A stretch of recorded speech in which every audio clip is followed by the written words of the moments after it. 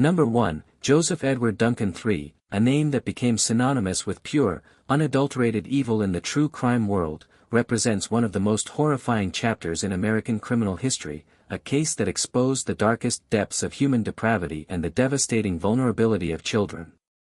Born on February 25, 1963, in Tacoma, Washington, Duncan's early life was a nightmare of its own, marked by severe abuse, neglect, and a chaotic household that virtually guaranteed a fractured psyche. He was the fourth of 5 children raised by an alcoholic, abusive father and a mother who struggled to maintain any sense of stability. By the time he was a teenager, Duncan had already begun exhibiting disturbing behavior, including animal cruelty and a fascination with fire. At just 15 years old, in 1978, he committed his first violent crime, breaking into a neighbor's home in Tacoma and sexually assaulting a 9-year-old boy at gunpoint. Despite the horrific nature of this crime, the juvenile justice system treated him with a leniency that would later haunt an entire community. He was sentenced as a juvenile and released after a relatively short period, a decision that effectively placed a predator back into society without any meaningful rehabilitation or oversight. Throughout the 1980s and 1990s, Duncan drifted across the United States, leaving a trail of escalating criminal behavior that included multiple sexual assaults, burglaries, and violent confrontations. In 1980, he was convicted of raping a 14-year-old boy in Washington state and served a prison sentence, but once again, the system failed to recognize the full extent of his dangerousness. After his release, he managed to maintain a facade of normalcy for stretches of time, even enrolling in college and working in various jobs, but the compulsion to harm others never subsided. In 1996, Duncan attacked 2 young boys at a playground in Minnesota, beating them with a shovel in a violent frenzy. He was apprehended, convicted, and sentenced to a lengthy prison term in the state of Washington, where he served until his release in 2000. It was during this incarceration that Duncan studied law, filed numerous appeals, and essentially manipulated the legal system to secure his own release, demonstrating a chilling intelligence and calculating nature that made him even more dangerous upon re-entering society. After his release, Duncan became increasingly careful and methodical in his criminal pursuits, realizing that he needed to avoid the mistakes that had landed him in prison previously. He began using the internet to research missing children and investigate law enforcement techniques, essentially educating himself on how to evade capture. He moved to Fargo, North Dakota, and then to Idaho, living under the radar while working odd jobs and maintaining a blog where he expressed his rage at society and the legal system that had, in his twisted view, wronged him. The events that would cement Duncan's legacy of horror began on May 16, 2005, in the small community of Wolf Lodge Bay, just outside Coeur d'Alene, Idaho. Brenda Gruen, a 40-year-old mother of 3, lived in a modest home with her 2 children, 13-year-old Slade Gruen and 9-year-old Dylan Gruen, as well as her 12-year-old boyfriend, Mark McKenzie. Brenda was a hard-working woman who struggled at times but loved her children deeply, and the family, while not without its difficulties, was well known and generally well liked in the tight-knit rural community. On the evening of May 16, Duncan arrived at the Gruen home armed with a shotgun and a baseball bat. What happened inside that house over the next several hours was a scene of almost incomprehensible brutality. Duncan bludgeoned Brenda, Slade, and Mark to death with the baseball bat, striking them repeatedly with a force that indicated an almost demonic level of rage. He then cleaned the crime scene with extraordinary meticulousness, scrubbing blood from the walls and floors, removing evidence, and arranging the bodies in a manner that suggested he had planned the aftermath as carefully as the murders themselves. After carrying out the killings, Duncan kidnapped the 2 youngest children, Dylan and 9-year-old Shasta Gruen, and vanished into the night. When the bodies were discovered on May 16 by a family friend who had come to check on the household, the community of Kootenai County was thrown into a state of absolute terror. The Kootenai County Sheriff's Office, along with the FBI and the Idaho State Police, launched an immediate and massive investigation, but the killer had left virtually no usable evidence at the scene. The meticulous cleaning of the home, the removal of weapons, and the absence of any apparent forced entry initially baffled investigators. An Amber Alert was issued for Shasta and Dylan, and hundreds of law enforcement officers descended on the area, conducting searches, interviews, and following every available lead. For weeks, the investigation seemed to hit dead end after dead end. Duncan had taken the children to a remote campsite in the Lolo National Forest in Montana, where he held them captive and subjected them to weeks of unspeakable physical and sexual abuse. He recorded much of the abuse on video, a practice that investigators later discovered was part of his methodical documentation of his crimes, a deeply disturbing archive that would become critical evidence. During this captivity, Duncan eventually murdered Dylan, shooting the 9-year-old boy in the head at the campsite before setting fire to a tent in an attempt to destroy evidence. He continued to hold Shasta, who endured weeks of trauma that no child should ever experience. The breakthrough in the case came on July 2, 2005, when a manager at a Denny's restaurant in Coeur d'Alene spotted a man entering the establishment with a young girl. The manager, recognizing the girl from the Amber Alert as Shasta Grun, immediately called 911. Law enforcement officers swarmed the restaurant and apprehended Duncan without incident, recovering Shasta alive, though visibly traumatized and malnourished. The arrest of Joseph Edward Duncan III was the turning point in what had been a nightmare for the entire region, but the full scope of the horror was only beginning to emerge. During interrogation, Duncan was initially evasive, but as investigators presented him with the evidence they had already gathered, including the location of the campsite in Montana, he began to confess. He led authorities to Dylan's remains at the campsite, and a subsequent search of the area uncovered the video recordings that documented the abuse of both children. The discovery of these tapes shook even the most seasoned investigators, many of whom described the content as the most disturbing material they had ever encountered in their careers. As the investigation expanded, Duncan was linked to additional crimes, including the 1996 murder of 10-year-old Anthony Martinez in Riverside County, California, and the 1,997 murders of sisters Samiejo White, 11, and Carmen Cubayas, 9, in Seattle, Washington. These connections revealed that Duncan had been a roaming, predatory killer for nearly a decade before the Grun murders, exploiting the vulnerability of children in multiple states while slipping through the cracks of a fragmented and inadequate system of supervision for convicted sex offenders.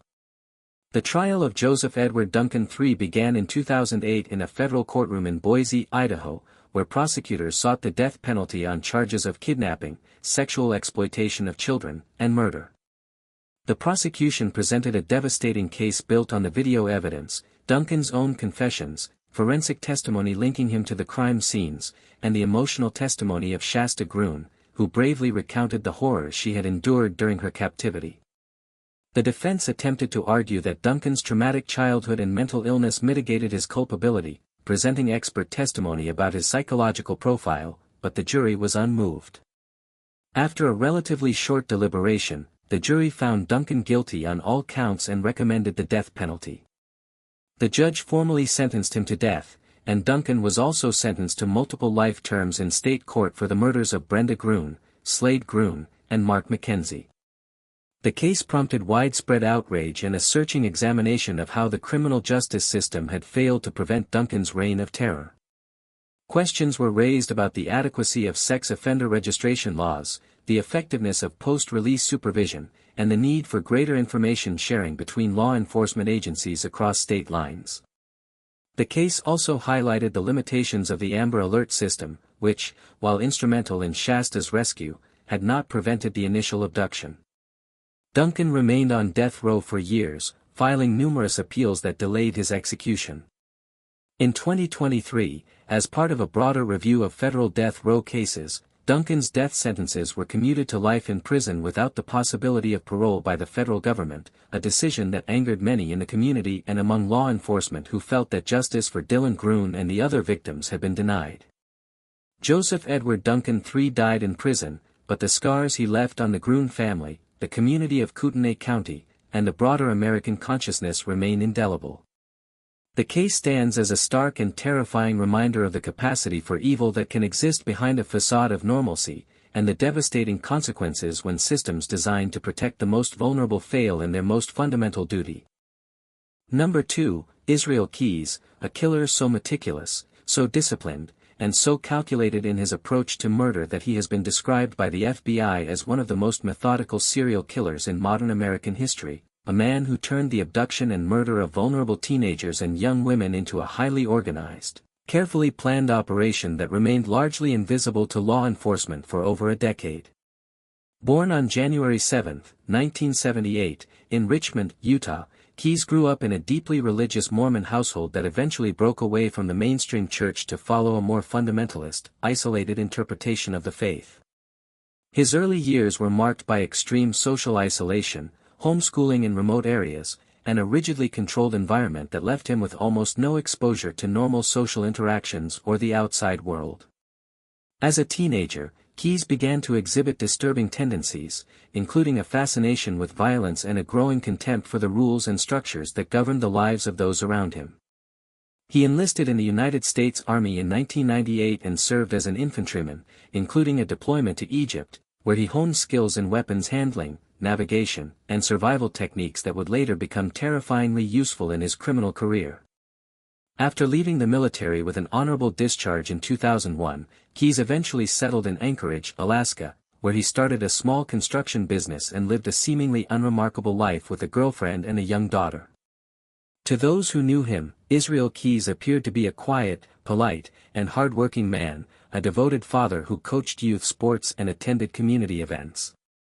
But beneath this carefully constructed exterior, Keyes was leading a double life of extraordinary secrecy and lethal precision. Unlike almost any other serial killer in criminal history, Keyes did not have a specific victim type in terms of appearance, age, or background. Instead, his primary criterion for selecting victims was opportunity and geography.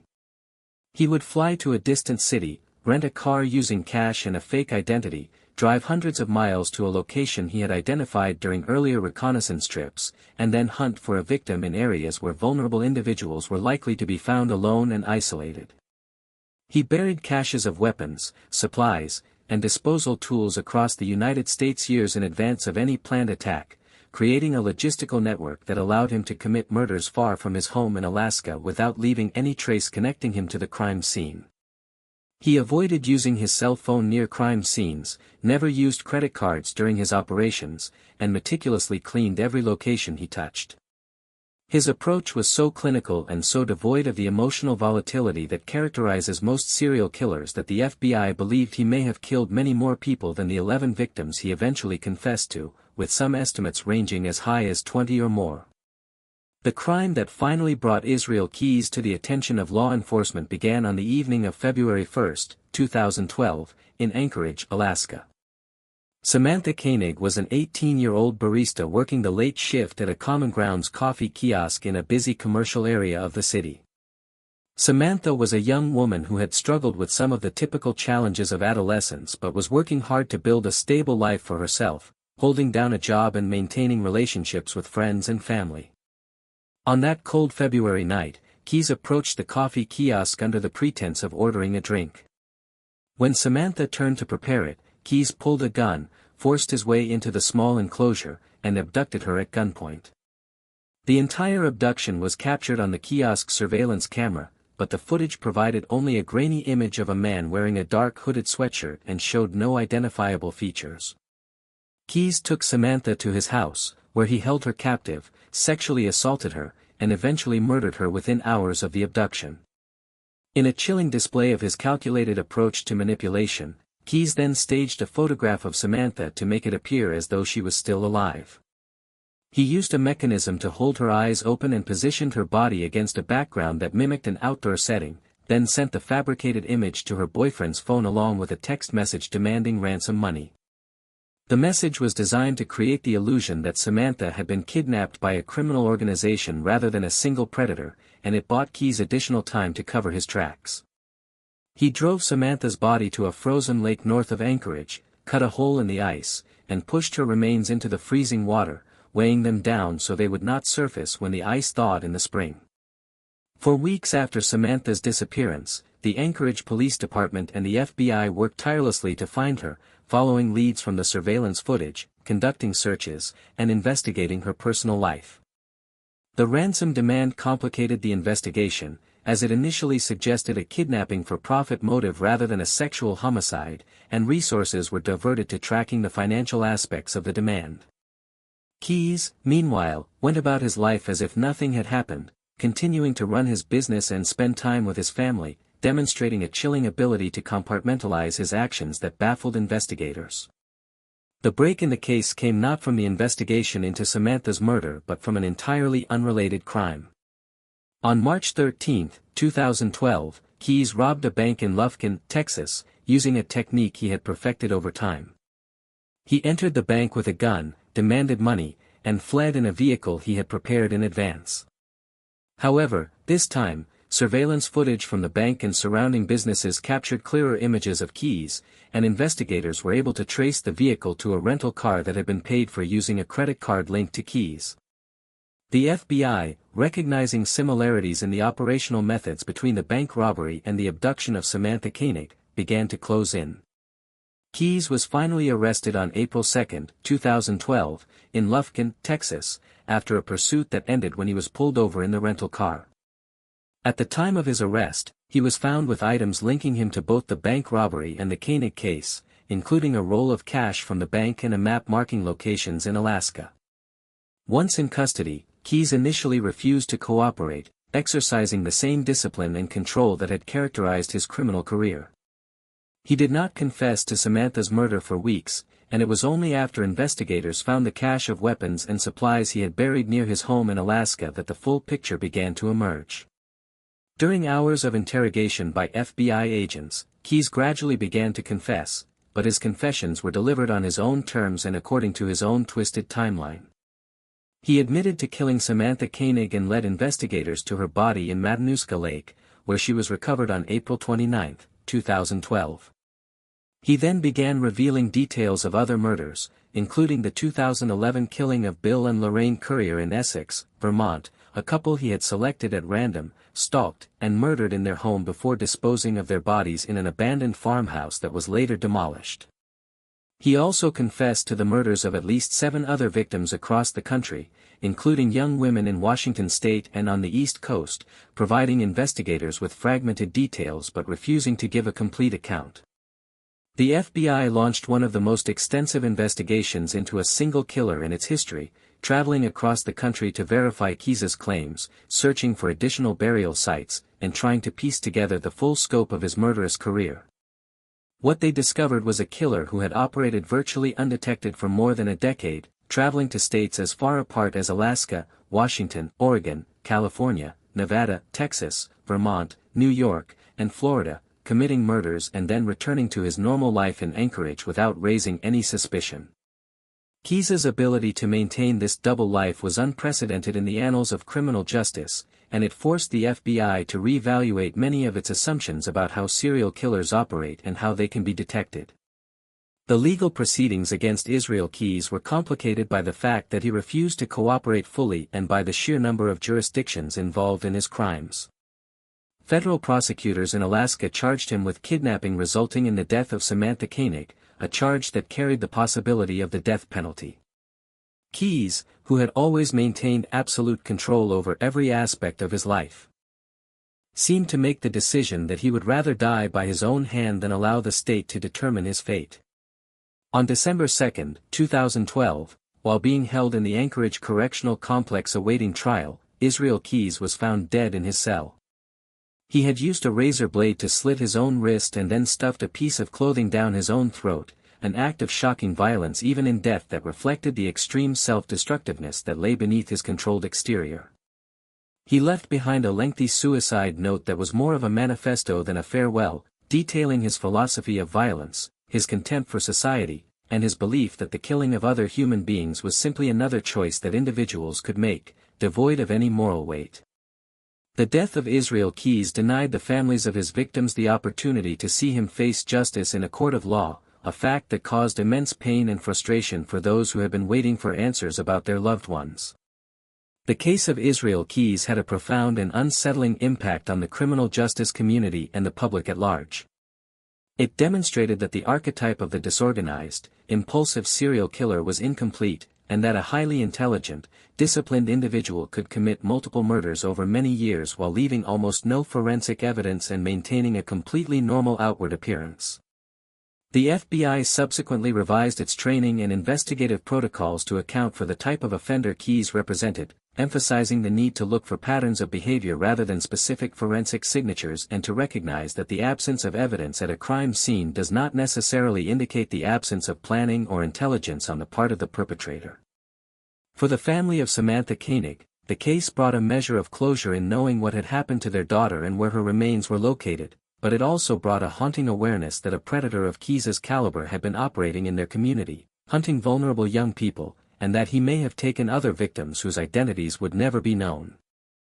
Israel Keyes took his secrets to the grave, and the true number of people he murdered during his decade-long killing career may never be fully established, leaving an open wound in the landscape of American criminal justice that serves as a permanent reminder of the terrifying capability of human evil when combined with intelligence, discipline, and an utter absence of conscience. Number 3, John Wayne Gacy, a man whose name has become permanently etched into the darkest corners of American criminal history as the killer clown who murdered at least 33 young men and teenage boys, burying most of their decomposing bodies beneath the very floorboards of his own suburban home in what remains one of the most chilling and disturbing cases of serial murder ever investigated by law enforcement. Born on March 17, 1942, in Chicago, Illinois, Gacy was the second of 3 children raised in a household dominated by an abusive, alcoholic father who frequently belittled him, beat him, and derided him as a sissy and a failure. Despite the constant emotional and physical torment at home, Gacy developed an outward persona of friendliness, ambition, and community involvement that would later serve as the perfect camouflage for his monstrous secret life. As a young man, Gacy managed several successful Kentucky Fried Chicken franchises in Iowa, where he was seen as a rising business star, but this period was also marked by the first emergence of his violent sexual predation. In 1968, Gacy was arrested and convicted of sodomizing a 15-year-old male employee, a crime for which he was sentenced to 10 years in the Iowa State Penitentiary. During his incarceration, Gacy was a model prisoner, participating in numerous rehabilitation programs and even securing a position as a cook, but the psychological treatment he received did nothing to address the deep-seated compulsions that drove his predatory behavior. In 1970, after serving only 18 months of his sentence, Gacy was paroled and returned to Chicago, where he moved in with his mother and began the painstaking process of rebuilding his life and his public image. Over the next several years, Gacy remarried, started a successful construction contracting business, PDM Contractors, and immersed himself in local politics and community organizations. He became an active member of the Democratic Party, volunteered at charity events, and most notoriously, began performing as a clown at children's hospitals, birthday parties, and community gatherings under the name Pogo the Clown. This grotesque juxtaposition between the cheerful, colorful entertainer who brought joy to children and the predatory killer who stalked young men and teenage boys became the defining feature of Gacy's legacy and a source of enduring horror for the American public. Gacy's murder spree began in earnest in 1972, shortly after he established his construction business and his standing in the community. His victims were almost exclusively young males, typically between the ages of 14 and 25, many of whom were runaways, homeless youth, sex workers, or otherwise marginalized individuals whose disappearances were less likely to trigger immediate and aggressive police investigations. Gacy used a variety of methods to lure his victims to his home at 8213 West Somerdale Avenue in the unincorporated Norwood Park Township, just outside Chicago. He would often approach young men at bus stops, train stations, or on the street, offering them work with his construction company, a drink, a ride, or money. Some victims he met at gay bars in the area, where he would engage them in conversation and invite them back to his home for what they believed would be a consensual encounter. Once the victims were inside his house, Gacy would subdue them, typically by overpowering them physically or by tricking them into putting on handcuffs under the pretense of performing a magic trick, a ruse that exploited the trust of his victims in a particularly cruel and calculated manner. Once the victims were restrained, Gacy would torture them, sexually assault them, and eventually murder them, most commonly by ligature strangulation using a rope or a tourniquet-like device he called the rope trick. After killing his victims, Gacy would dispose of their bodies in a methodical and increasingly desperate pattern. For the first several years of his killing spree, he buried the corpses in the crawl space beneath his house, carefully concealing each grave under a layer of lime and dirt. As the crawl space filled with remains, he began dumping bodies in the Des Plaines River, weighting them down with concrete and chains to ensure they would not surface. The disappearances of so many young men from the Chicago area over a period of several years did not go entirely unnoticed, but the fragmented nature of police jurisdictions, the marginalized status of many of the victims, and Gacy's carefully maintained facade of respectability conspired to allow the killings to continue unchecked. Families of missing young men repeatedly contacted police, expressing concern and providing information about their loved ones' last known whereabouts, but their pleas were frequently dismissed or given low priority by investigators who did not recognize the pattern that connected the disappearances. Gacy's ability to evade suspicion was bolstered by his active social life, his political connections, and the fact that he was frequently seen in public with friends, business associates, and community members, all of whom described him as generous, outgoing, and trustworthy. The beginning of the end for John Wayne Gacy came in December 1978, when 15-year-old Robert Pius disappeared from a pharmacy in Des Plaines, Illinois, where he had gone after school to speak to Gacy about a summer job with PDM contractors. Robert was a bright, well-liked teenager from a stable family, and his disappearance immediately generated a level of public attention and police response that previous cases involving more marginalized victims had not received. The Des Plaines Police Department launched an intensive investigation, and detectives quickly focused on Gacy as the last person known to have seen Robert alive. When questioned, Gacy denied any involvement in Robert's disappearance, but his behavior during the investigation raised numerous red flags. He made contradictory statements, became defensive and hostile when pressed for details, and attempted to steer investigators toward alternative theories. Detectives obtained a search warrant for Gacy's home, and what they discovered inside would become one of the most horrifying crime scenes in criminal history. As investigators excavated the crawl space beneath the house, they uncovered the remains of victim after victim, each carefully wrapped in plastic or buried in shallow graves. The overwhelming stench of decomposition that had troubled neighbors for months was finally explained as the grisly source was exposed to the light of day. In total, the remains of 26 victims were recovered from beneath Gacy's home, and the bodies of 3 additional victims were later pulled from the Des Plaines River. Gacy was arrested on December 21, 1978, and during the subsequent interrogation, he initially maintained his innocence, but as the evidence mounted and the bodies were identified, he began to confess, eventually admitting to the murders of 33 young men and boys over a period of approximately 6 years. The trial of John Wayne Gacy began on February 6, 1980, in Cook County Circuit Court, with Judge Louis Garippo presiding over one of the most heavily publicized criminal proceedings in American history. The prosecution, led by State's Attorney Wayne McLaughlin and his team, presented a mountain of forensic evidence, including the recovered remains, the testimony of forensic pathologists who detailed the manner of death for each victim, and the accounts of survivors who had managed to escape Gacy's home after being attacked and restrained. The defense, led by attorneys Sam Amarant and Robert Mata, pursued an insanity defense, arguing that Gacy suffered from a personality disorder that rendered him unable to control his impulses and unable to conform his behavior to the requirements of the law. They presented testimony from psychiatrists who had examined Gacy and diagnosed him with various conditions, including antisocial personality disorder and borderline personality disorder.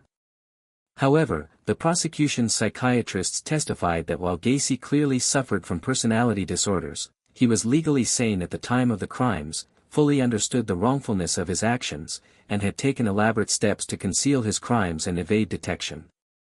After a trial that lasted over 5 weeks and featured testimony from dozens of witnesses, the jury deliberated for less than 2 hours before finding John Wayne Gacy guilty of all 33 counts of murder. The jury subsequently recommended the death penalty, and Judge Garippo sentenced Gacy to death by lethal injection. Gacy spent the next 14 years on death row at the Menard Correctional Center in Chester, Illinois, where he continued to maintain his innocence, filing numerous appeals and creating paintings that he sold from prison, a practice that generated considerable controversy and outrage among the families of his victims and the broader public. On May 9, 1994, John Wayne Gacy was executed by lethal injection at Stateville Correctional Center in Joliet, Illinois. His final words were a simple denial of guilt, a fittingly dishonest end for a man who had built his entire life on a foundation of deception.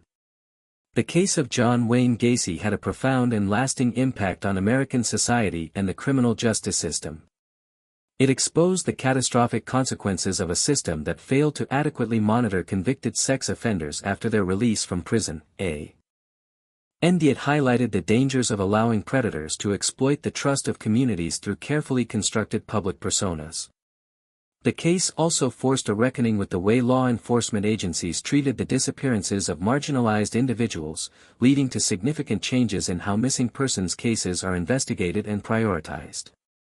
For the families of the 33 young men and boys whose lives were stolen by Gacy, the case brought a painful but necessary closure, though the scars of their loss would endure for the rest of their lives. The image of John Wayne Gacy, the seemingly benevolent community figure and children's entertainer who was in reality a prolific and sadistic serial killer, remains one of the most powerful and disturbing symbols of the evil that can lurk behind the mask of normalcy, a lesson that continues to resonate in communities across America and around the world.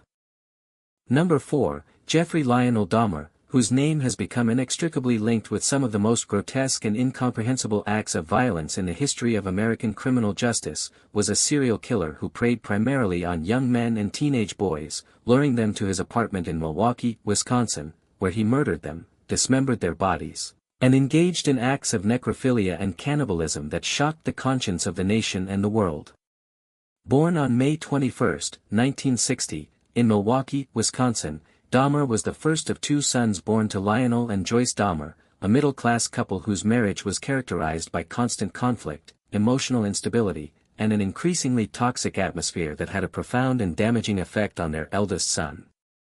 From a young age, Jeffrey exhibited behaviors that were deeply concerning, including a fascination with dead animals, collecting animal carcasses from the roadside, dissolving them in acid, and preserving their bones, a morbid preoccupation that his parents largely dismissed or failed to recognize as a warning sign of the profound psychological disturbance that was taking root in their child's mind. As Dahmer entered adolescence, his social isolation intensified, exacerbated by his parents' acrimonious divorce, his own emerging and deeply conflicted feelings about his sexuality, and a growing dependence on alcohol that began in his early teens and quickly escalated into a full-blown addiction that would plague him for the rest of his life. He graduated from Revere High School in Ohio in 1978 with mediocre grades and few friends, and shortly after his graduation, committed his first murder. On June 18, 1978, Dahmer picked up 18-year-old Stephen Mark Hicks, a hitchhiker who was on his way to a rock concert, and brought him to his parents' home in Bath Township, Ohio, where Dahmer was living alone. After drinking together and listening to music, Hicks expressed a desire to leave, which triggered an explosive and violent reaction in Dahmer. He struck Hicks with a dumbbell, strangled him to death, and then dismembered the body in the basement, scattering the remains in the woods behind the property. This first murder established a pattern of violence, dismemberment, and concealment that would escalate dramatically over the next 13 years, but it also demonstrated Dahmer's ability to compartmentalize his actions and return to a semblance of normalcy, as he went on to attend Ohio State University for a brief period before dropping out and enlisting in the United States Army in 1979. His military service was undistinguished and marred by his alcoholism, and he was discharged in 1981, after which he drifted through a series of menial jobs and moved between cities, including Miami, Florida, and back to Ohio, before eventually settling in Milwaukee in 1982, near his father and stepmother. It was in Milwaukee that Dahmer's predatory behavior began to intensify and systematize, as he discovered that the city's gay bars, nightclubs, and homeless shelters provided a readily available population of vulnerable young men and teenage boys who could be lured to his apartment with relative ease. Between 1987 and 1991, Dahmer murdered 16 more victims, the vast majority of whom were young men of color, many of them African American, a fact that later fueled accusations of systemic racism in the police response to the disappearances that mounted throughout this period. Dahmer's method of operation was chillingly consistent. He would frequent gay bars in the Milwaukee area, particularly Club 219 and the Phoenix, where he would approach young men, offer them drinks or money, and invite them back to his apartment at the Oxford Apartments on North 25th Street. Once inside, He would drug his victims by spiking their drinks with sedatives such as halcyon or chloroform, then strangle them to death. After the murder, Dahmer would engage in sexual acts with the corpses, photograph the bodies at various stages of dismemberment, and then systematically dismantle the remains, often boiling the flesh from the bones and preserving the skulls, genitalia, and other body parts as macabre trophies. He kept some of these remains in his apartment, stored in formaldehyde-filled containers, his refrigerator, and a filing cabinet, creating a grotesque personal museum of his crimes that defied comprehension. The investigation into Jeffrey Dahmer's crimes was marked by a series of stunning failures and missed opportunities by law enforcement that allowed the killings to continue for years longer than they should have. One of the most egregious of these failures occurred on May 27, 1991, when 14-year-old Konorak Synthesumphone, a Laotian American boy, managed to escape from Dahmer's apartment after being drugged and partially dismembered. Two women in the neighborhood, Nicole Childress and Sandra Smith, found the boy wandering the streets in a dazed, naked, and bleeding condition and called 911. When Milwaukee police officers arrived on the scene, Dahmer approached them and claimed that Konorak was his 19-year-old boyfriend and that they had had a domestic dispute while drinking.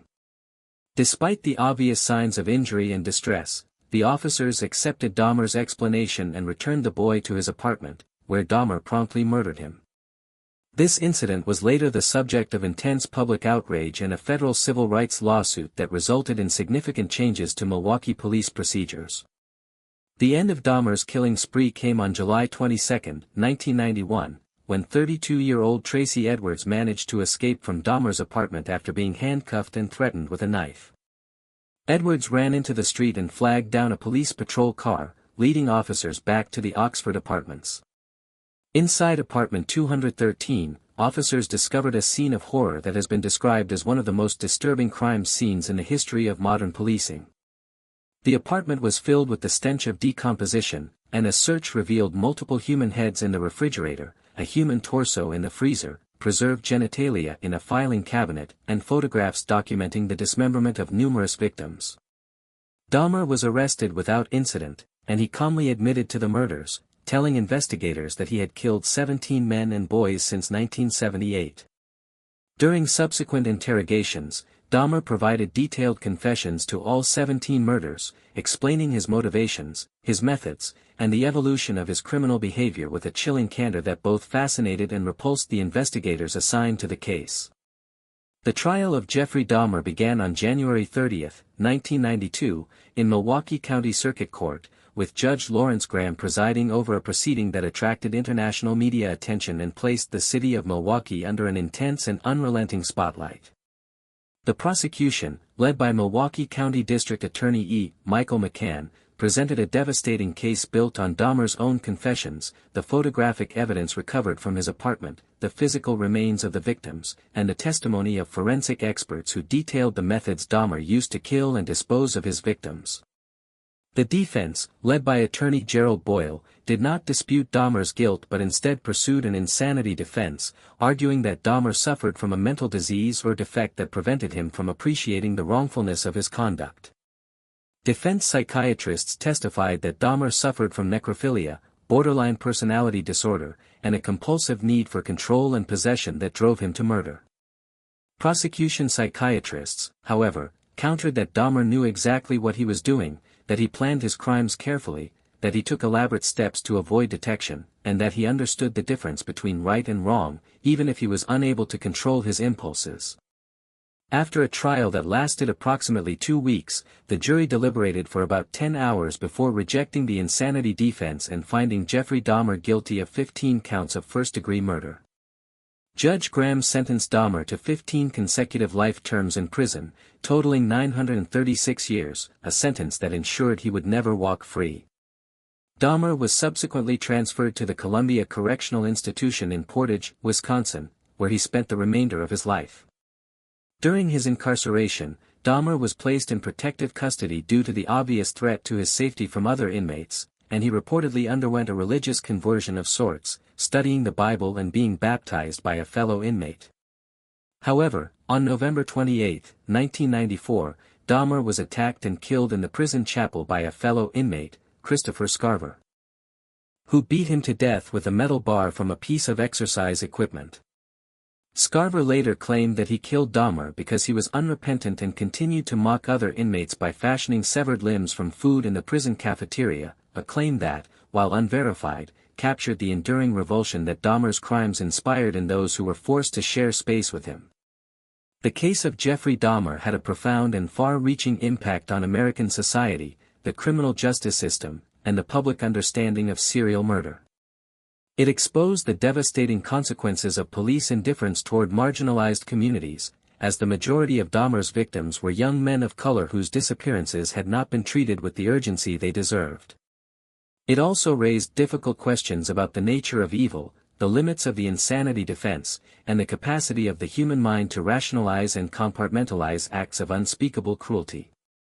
For the families of the 17 young men and boys whose lives were destroyed by Dahmer, the case brought a measure of accountability but could never provide the closure that comes with understanding why such horror was visited upon their loved ones.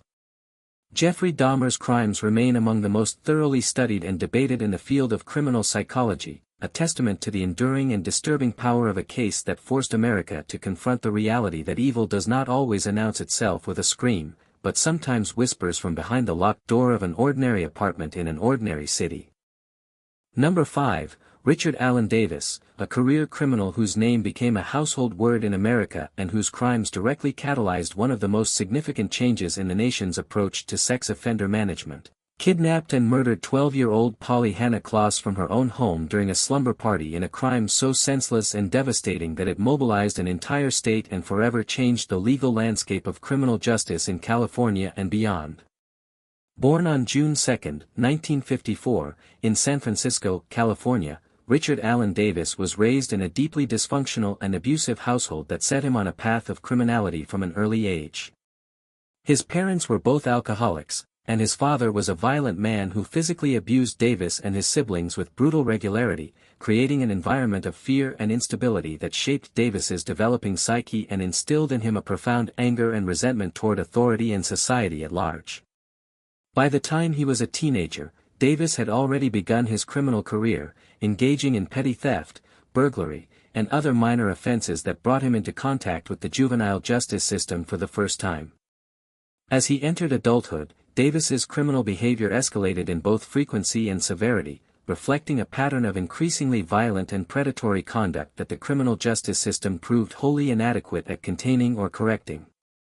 Over the course of the 1970s and 1980s, Davis accumulated a staggering criminal record that included dozens of arrests and multiple convictions for offenses ranging from auto theft and burglary to kidnapping, assault, and sexual violence. In 1976, Davis was convicted of kidnapping and attempting to rape a young woman in Contra Costa County, California, a crime for which he received a sentence that, in the view of many who would later examine his record, was shockingly lenient given the violent and predatory nature of the offense. He was paroled after serving a fraction of his sentence, and within months, he was arrested again for another violent crime. This pattern of arrest, conviction, brief incarceration, and release would repeat itself throughout Davis's adult life, creating a criminal resume of escalating violence that spanned more than 2 decades and involved multiple jurisdictions across Northern California. Despite the clear and undeniable pattern of dangerousness that his record demonstrated, the system repeatedly failed to impose meaningful consequences or provide effective supervision, allowing Davis to cycle in and out of prison with a predictability that became a grim joke among those familiar with his case. One of the most disturbing aspects of Davis's criminal history was his targeting of women and girls, a pattern that was evident as early as his first violent conviction and that grew more pronounced with each subsequent offense. In the years leading up to the murder of Polly Kloss, Davis had been arrested for offenses that should have kept him behind bars for far longer than they did, including a 1984 conviction for burglary and a subsequent parole violation that resulted in a brief return to custody before he was once again released. By the fall of 1993, Richard Allen Davis was a 40-year-old career criminal with a record that should have marked him as one of the most dangerous and incorrigible offenders in the state of California, yet he was free to walk the streets of Sonoma County, drifting through the area with no fixed address and no meaningful supervision from the parole authorities who were theoretically responsible for monitoring his behavior. The events that would make Richard Allen Davis one of the most reviled criminals in American history began on the evening of October 1, 1993, in the small, picturesque town of Petaluma, California, located about 40 miles north of San Francisco. Polly Klaas was a bright, spirited 12-year-old girl with curly brown hair and an infectious smile, a child who loved music, animals, and spending time with her friends. On that Friday evening, Polly was hosting a slumber party at her home on Doe Street, a quiet residential neighborhood where families felt safe letting their children play outdoors and sleep over at friends' houses without fear. Polly's mother, Marcia Klaas, was at home, and Polly had invited two friends, Jillian and Kate, to spend the night. The girls were in Polly's bedroom, laughing and playing, when a man appeared in the bedroom doorway holding a knife. The man, later identified as Richard Allen Davis, had entered the home through an unlocked side door, a detail that would haunt the Klaas family and the community for years to come. Davis told the girls to be quiet, threatened them with the knife, and ordered Polly to come with him. When Polly's friends asked what he was going to do with her, Davis reportedly said that he was not going to hurt her and that he was only going to take her for a short time. He tied the two friends up with macrame cord he found in the bedroom, blindfolded them, and fled with Polly into the night. When Marcia Klaas discovered the girls tied up in the bedroom and learned that Polly had been taken, she immediately called 911, setting in motion one of the largest and most intensive missing child investigations in California history. The Petaluma Police Department, the Sonoma County Sheriff's Office, the FBI, and numerous other law enforcement agencies mobilized within minutes of the call, establishing a command post, sealing off the neighborhood, and launching a massive search effort that would eventually involve thousands of volunteers, police officers, and professional search and rescue teams. The community of Petaluma, a tight-knit town of approximately 50,000 people, was gripped by a mixture of terror, disbelief, and an overwhelming determination to find Polly and bring her home alive. In the days that followed the abduction, the search for Polly Klaas became a national media event, with television crews, newspaper reporters, and photographers descending on Petaluma to cover the story. Polly's face appeared on television screens and newspaper front pages across the country, and the case drew the attention of celebrities, politicians, and ordinary citizens who were moved by the image of an innocent child torn from her own home by a stranger.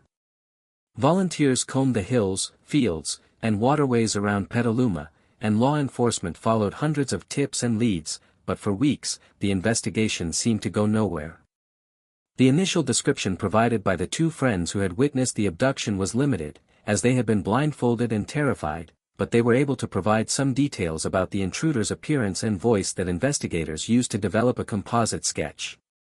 Richard Allen Davis, meanwhile, had taken Polly to a remote, rugged area of Sonoma County near the community of Cloverdale, where he had been living in a makeshift camp in the woods. For approximately 2 months, Polly's fate remained unknown, and the investigation continued to expand, with investigators following leads across Northern California and beyond. The break in the case came on November 28, 1993, when Davis was arrested in Ukiah, California, on an unrelated warrant for a parole violation. When police officers approached him in a public parking area, Davis attempted to flee but was quickly apprehended after a brief foot pursuit. During the booking process, investigators from the Polly Klaas case noticed similarities between Davis and the composite sketch developed from the accounts of the two girls at the slumber party, and they initiated a formal interview. Under questioning, Davis initially denied any involvement in the kidnapping, but as investigators pressed him with details from the crime scene and the witness accounts, he eventually broke down and confessed to abducting Polly Klaas. He told investigators that he had taken her to a remote area near Cloverdale, where he had sexually assaulted her and then strangled her to death. He then led authorities to the site where he had hidden her body, a steep, wooded hillside covered in brush and debris, where Polly's remains were found on December 3, 1993. The discovery of Polly's body sent a wave of grief and outrage through the community of Petaluma and across the nation, as the hope that she would be found alive was replaced by the devastating reality of her murder. The trial of Richard Allen Davis began on June 7, 1996, in Santa Clara County Superior Court, after a change of venue was granted due to the intense media coverage and public outrage in Sonoma County. The prosecution, led by District Attorney Michael Ridgway, presented a devastating case that included Davis's confession, forensic evidence from the crime scene, testimony from the two girls who had witnessed the abduction, and a detailed accounting of Davis's decades-long criminal history. The defense, led by attorney Barry Collins, attempted to cast doubt on the reliability of the confession and argued that Davis's troubled upbringing and substance abuse problems mitigated his culpability. But the jury was wholly unpersuaded. On June 18, 1996, after a trial that lasted less than 2 weeks, the jury found Richard Allen Davis guilty of first-degree murder, kidnapping, robbery, and burglary, with special circumstances that made him eligible for the death penalty. The same jury subsequently recommended the death penalty, and Judge Thomas Hastings formally sentenced Davis to death. The case of Polly Klaas had a transformative impact on the criminal justice system in California and across the United States. In the immediate aftermath of the murder, public outrage at the fact that Davis had been free to commit the crime despite his extensive criminal record fueled a movement for legislative reform that culminated in the passage of California's Three Strikes Law in 1994, which mandated life sentences for offenders convicted of a third felony, regardless of the severity of the third offense. The law was championed by Polly's grandfather, Joe Klaas, and was passed by California voters as a ballot initiative with overwhelming support. The case also led to significant improvements in sex offender registration and notification systems, eventually contributing to the passage of federal legislation known as Megan's Law, which required law enforcement agencies to make information about registered sex offenders available to the public. For the Klaas family, the case was a devastation from which they never fully recovered, but they channeled their grief into activism, founding the Klaas Kids Foundation, a non-profit organization dedicated to protecting children from violence and advocating for legislative reforms to keep dangerous offenders off the streets. Marcia Klaas became a powerful and eloquent advocate for victims' rights, testifying before Congress and state legislatures and working to ensure that the failures that allowed Richard Allen Davis to be free on the night he took Polly would not be repeated. Richard Allen Davis remains on death row at San Quentin State Prison in California, his execution repeatedly delayed by legal appeals and a moratorium on capital punishment in the state. The case of Polly Klaas stands as a defining moment in the history of American criminal justice, a heartbreaking reminder of the vulnerability of children and the catastrophic consequences of a system that fails to protect its most innocent citizens from those who would do them harm. Number 6, Dean Corll, known to history as the Candy Man, was a Houston, Texas, electrician and candy factory owner who orchestrated what remains one of the most prolific and horrifying serial murder campaigns in American history, torturing, raping, and murdering at least 28 teenage boys and young men between 1970 and 1973 in a killing spree that exploited the vulnerability of youth in a way that was unprecedented in its scale and its calculated depravity. Born on December 24, 1939, in Fort Wayne, Indiana, Corll was the first of 2 children raised by parents whose marriage was deeply troubled and ultimately dissolved when Corll was still a young boy. His mother, Mary Robin, was a strict, controlling woman who dominated every aspect of her son's life, enforcing rigid rules and showing little affection or warmth. After the divorce, Mary moved the family to Houston, Texas, in 1950, where she remarried and eventually opened a small candy company called the Pecan Prince Candy Factory. Corll was drafted into the United States Army in 1958 and served for 2 years before returning to Houston, where he went to work in his mother's candy business, eventually taking over its operations and running it from a converted garage adjacent to the family home. It was this connection to the candy industry that later earned Corll his infamous moniker, as he was known in the neighborhood for giving free candy and treats to local children, a gesture that seemed generous and kind on the surface but was, in reality, a calculated method of establishing trust and gaining access to the very victims he would eventually murder. Beneath the unassuming exterior of a quiet, somewhat awkward man who lived with his mother and ran a modest candy business, Dean Corll harbored violent sexual fantasies directed at young males that had been developing since his adolescence, fantasies that he kept completely hidden from everyone around him. Corll's first known violent act occurred in 1968, when he recruited 2 teenage boys, a 15-year-old and a 17-year-old, to help him with tasks at the candy factory and then drugged and sexually assaulted them. Rather than reporting the assault, the older of the 2 boys, a 17-year-old named David Brooks, who had been a casual acquaintance of Coral for several years, agreed to continue assisting Coral in exchange for money and gifts, establishing a twisted partnership that would form the backbone of Coral's killing operation. In 1970, Coral recruited a second teenage accomplice, a 15-year-old named Elmer Wayne Henley, who lived in the same Houston Heights neighborhood as many of the boys who would become Coral's victims. Henley, like Brooks, came from a troubled and economically disadvantaged background, and he was drawn to Coral by the money, gifts, and attention that Coral provided, not fully understanding at first the true nature of the arrangement he was entering into. Together, Brooks and Henley served as Coral's lure, bringing vulnerable teenage boys to Coral's various residences under the pretense of attending parties, drinking beer, going on trips, or earning money for small jobs. The victims were almost exclusively young men between the ages of 13 and 20, many of whom were from low-income families, were runaways, or were otherwise marginalized individuals whose disappearances were less likely to trigger immediate and sustained police investigations.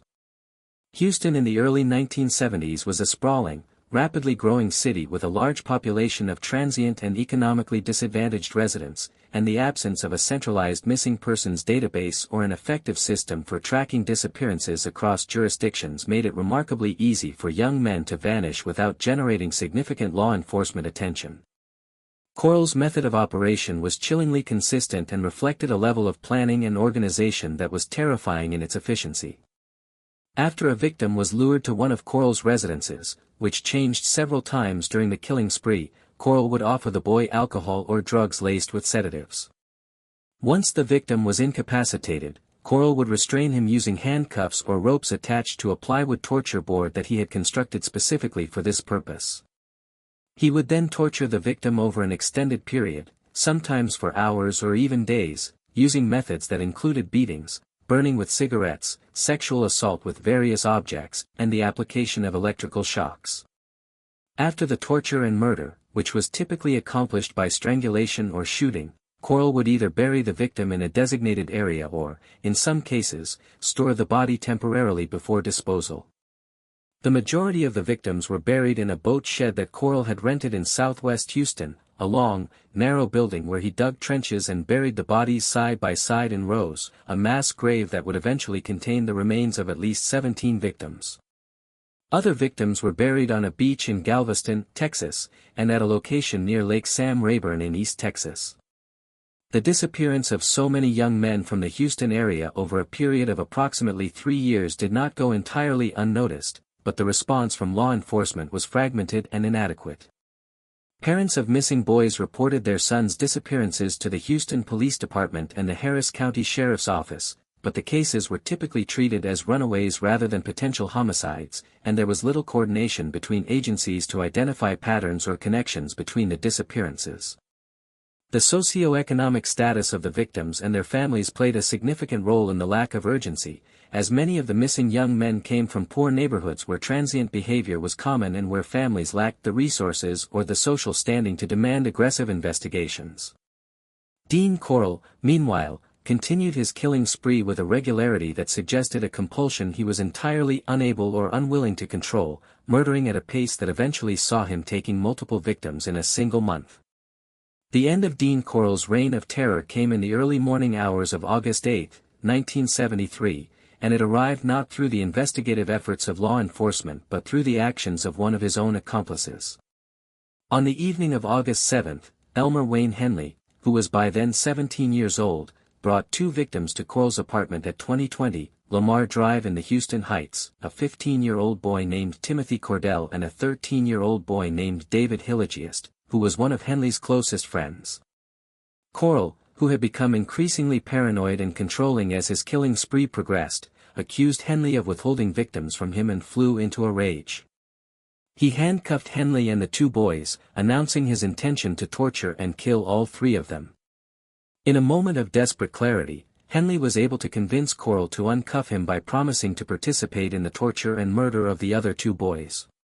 Once he was free, Henley grabbed a .22 caliber rifle that was in the apartment and shot Dean Coral 6 times, killing him instantly. After the shooting, Henley called the Houston Police Department and reported that he had just killed a man. When officers arrived at the apartment, They found Coral's body and the two handcuffed boys, who were unharmed. What initially appeared to be a straightforward case of self-defense or homicide quickly transformed into something far more sinister as Henley began to talk to investigators. Over the course of several hours of interrogation, Henley confessed to his role in the murders of at least 28 teenage boys and young men, identifying David Brooks as a second accomplice and leading investigators to the burial sites at the boat shed, the beach in Galveston, and the location near Lake Sam Rayburn. The excavation of the boat shed, which began on August 8, 1973, and continued for several days, was a scene of almost unbearable horror, as the remains of victim after victim were uncovered from the shallow graves, many still bound and gagged. In total, the remains of 27 victims were recovered from the three sites, and investigators believed that the actual number of victims could be higher, as Coral had moved several times during the killing spree and there were suspected burial sites that were never fully excavated. David Brooks was arrested on August 11, 1973, and initially denied any involvement in the murders, but under sustained interrogation, he eventually admitted to his role as a lure and accomplice, though he maintained that he never directly participated in the killings themselves. The legal proceedings that followed the discovery of the Houston mass murders, as the case came to be known, were complex and contentious. Because Dean Coral was dead, the prosecution focused on the two accomplices, Elmer Wayne Henley and David Brooks. Henley was tried first, in 1974, on 6 counts of murder, and despite his claims that he had acted under duress and that Coral had manipulated and exploited him from the time he was a young teenager, the jury found him guilty and sentenced him to 6 consecutive 99-year prison terms. Brooks was tried separately and convicted of 1 count of murder in 1975, receiving a life sentence, though he was later tried for additional murders and received additional sentences. Both men remained in the Texas prison system for the rest of their lives, with Henley repeatedly appealing his convictions and maintaining that he was a victim of Coral's manipulation rather than a willing participant in the murders. The case of Dean Coral had a profound and lasting impact on the city of Houston and the broader field of criminal justice. It exposed the catastrophic consequences of a system that dismissed the disappearances of vulnerable young people and failed to recognize patterns that, in retrospect, were glaringly obvious. The case led to significant reforms in how missing persons cases were handled in Houston and across Texas, including the establishment of dedicated missing persons units and improved systems for tracking and sharing information about disappearances across jurisdictions. It also forced a reckoning with the phenomenon of juvenile accomplices in serial murder cases, raising difficult questions about the capacity of teenagers to resist the influence of predatory adults and the appropriate level of criminal responsibility for young people who are drawn into the orbit of killers like Coral. For the families of the 28 young men and boys who were murdered by Dean Coral, the case brought a devastating confirmation of their worst fears, but it also brought a measure of closure that had been denied to them for years as they wondered what had happened to their sons and brothers. Many of the families had been told by police that their missing loved ones were simply runaways who would eventually return, and the discovery of the mass graves forced a painful and long overdue acknowledgement that the system had failed them in the most fundamental way possible. The Houston mass murders remain one of the darkest chapters in the history of American crime, a case that demonstrated with sickening clarity the capacity of a seemingly ordinary man to exploit the vulnerability of youth on an industrial scale, shielded by a combination of social indifference, institutional incompetence, and the willing complicity of the very children he preyed upon. Number 7, Theodore Robert Bundy, one of the most infamous and extensively studied serial killers in the history of American criminal justice, murdered numerous young women and teenage girls across at least 7 states during a killing spree that spanned the mid-1970s, exploiting the trust and vulnerability of his victims with a chilling effectiveness that made him a symbol of the hidden predator lurking behind a handsome, educated, and charismatic facade. Born on November 24, 1946, in Burlington, Vermont, as Theodore Robert Cowell, Bundy's early life was shrouded in a deception that would prove to be a fitting prologue to a life built entirely on lies. For the first several years of his life, Bundy was raised to believe that his mother, Eleanor Louise Cowell, was his older sister and that his grandparents, Samuel and Eleanor Cowell, were his parents, a fabrication designed to conceal the fact that he was born out of wedlock to a young single mother, a stigma that carried enormous social consequences in the 1940s. The true identity of Bundy's father has never been definitively established, though there has been speculation that Samuel Cowell, Bundy's supposed grandfather, may have been his biological father, a possibility that adds a deeply disturbing layer of incest and dysfunction to an already troubled family history. Bundy's early childhood in Philadelphia, where the family relocated when he was a young boy, was marked by exposure to his grandfather's violent and unpredictable temper, which included incidents of physical abuse directed at family members and animals, creating an environment of fear and instability that psychologists and criminologists would later examine in their attempts to understand the origins of Bundy's monstrous behavior. In 1950, Louise Cowell moved with her son to Tacoma, Washington, where she married Johnny Culpepper Bundy, a hospital cook who formally adopted Theodore and gave him the surname by which the world would come to know him. The relationship between Bundy and his stepfather was never close, and Bundy grew up feeling alienated from his family and deeply insecure about his social standing and his illegitimate birth, insecurities that he concealed behind a carefully constructed exterior of confidence, charm, and ambition.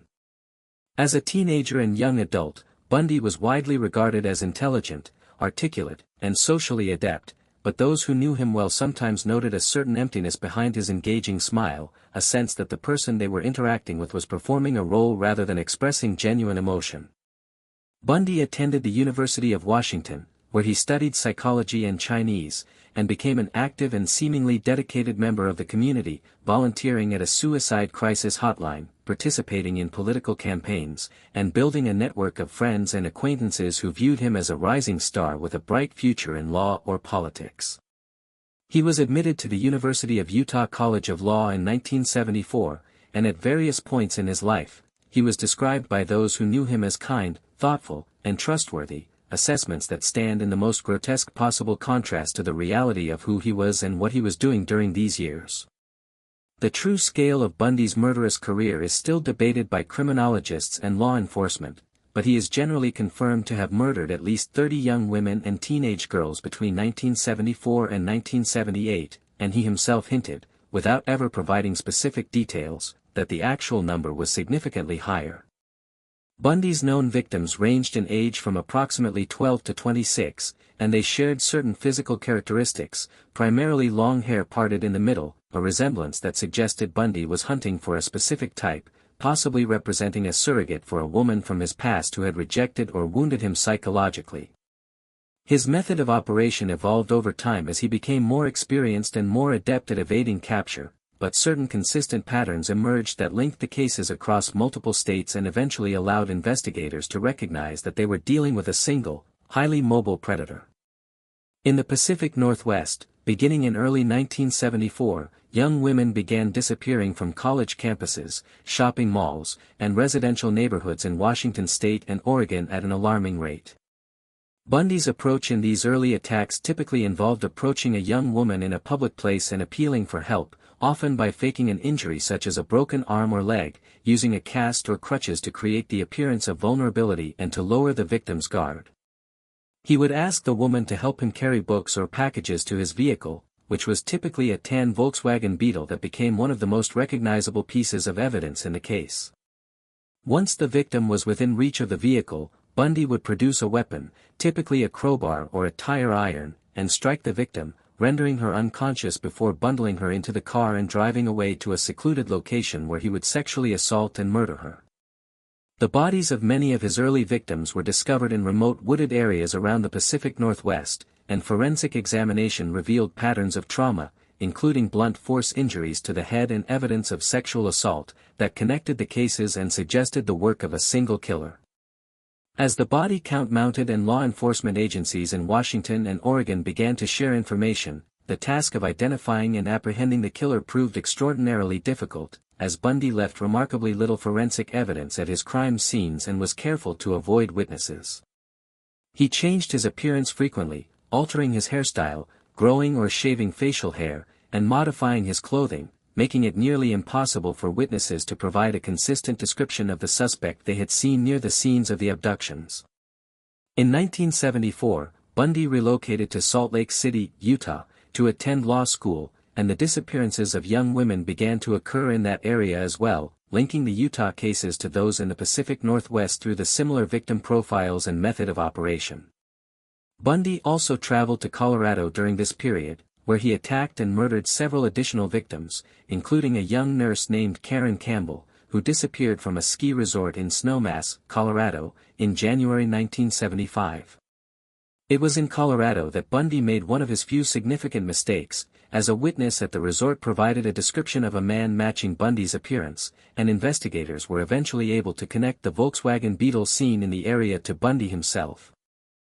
Bundy was arrested in Salt Lake City in August 1975, after a routine traffic stop revealed suspicious items in his car, including a crowbar, handcuffs, and a mask made from pantyhose, items that were consistent with the tools used in the abductions. He was subsequently identified by a witness in a lineup and charged with the kidnapping and attempted murder of a young woman in Utah, but the evidence was initially insufficient to charge him with murder in any of the cases. Bundy was convicted of kidnapping in Utah and sentenced to 1 to 15 years in prison, but he was later extradited to Colorado to face murder charges in the death of Karen Campbell. During the pretrial proceedings in Colorado, Bundy was allowed to represent himself in court and was granted access to the law library, a decision that proved to be a catastrophic error by the court.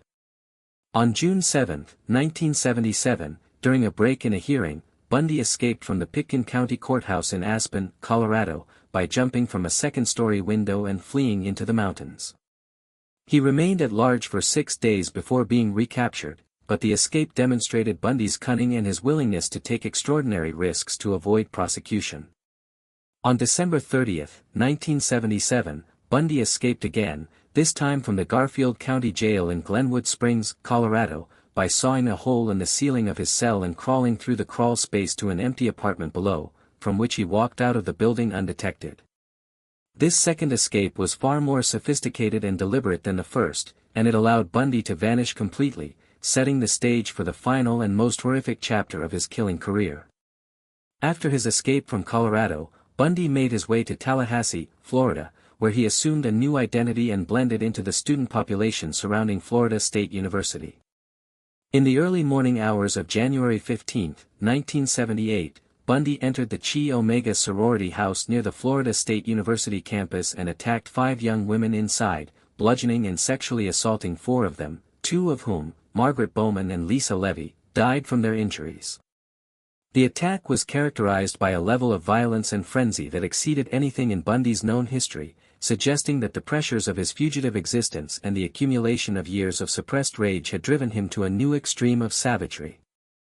Weeks later, on February 9, 1978, Bundy abducted and murdered 12-year-old Kimberly Leach from her junior high school in Lake City, Florida, taking her from the school grounds during the day and leaving her body in a remote area where it was discovered weeks later. The sorority house attack generated an enormous law enforcement response, and Bundy was finally apprehended on February 15, 1978, after a police officer in Pensacola, Florida, noticed that the tan Volkswagen Beetle he was driving matched the description of a vehicle linked to the sorority attacks. Bundy initially refused to identify himself and gave a false name, but he was positively identified through fingerprints and taken into custody. The trial of Theodore Bundy for the Chi Omega murders began in June 1979 in Miami, Florida, and was one of the most heavily publicized criminal proceedings in American history, broadcast on national television and followed by millions of people across the country.